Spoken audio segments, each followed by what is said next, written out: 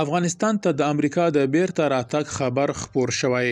افغان چارواکي وایي نوموړی هیواد یو ځل بیا افغانستان ته راتلونکی دی.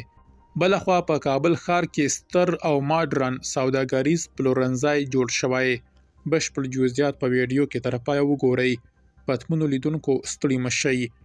افغانستان ته د امریکا د بیا راتګ خبر لرو، خو پیل په کابل ښار کې د سوداګریز پلورنځي پر جوړېدو کوو. د کابل ښار د 12مې ناحیې اړوند د احمدشاه بابا مینې په 2مه څلورلاره کې د عمري بازار په نوم د یو سوداګریز پلورنځي د جوړولو چارې بشپړې او د کابل ښاروالۍ د چارواکو او هټیوالو لخوا ګټې اخیستنې ته وسپارل شو.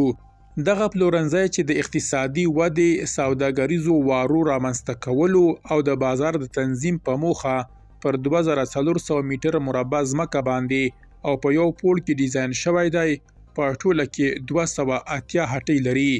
د دې پلورنځي د جوړېدو چارې د کابل ښاروالۍ لخوا او د خصوصي سکتور په مرسته د 20 میلیونه افغانیو په لګښت د 3 میاشتو په موده کې بشپړې شوې. د افغانستان د بهرنیو چارو پخوانی وزیر چې د سیاسي ډلو د همغږۍ بهیر لوړپوړی غړی دی، ویلي دي چې امریکا به ژر یا وروسته د افغانستان مسلې ته راستنیږي.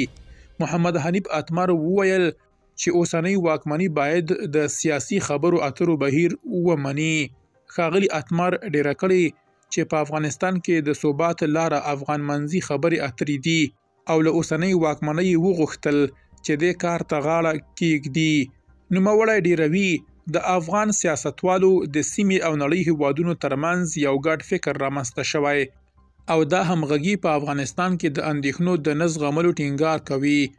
هغه ډیره کړه چې د هرې واکمنۍ مشروعیت د تپل شوي یا آزاد کنټرول له لارې نه ترلاسه کیږي، بلکې یوازې د خلکو د حقونو او ازادیو ضمانت کولو له لارې ترلاسه کیږي. درنو لیدونکو، ناملتیا مو مننه.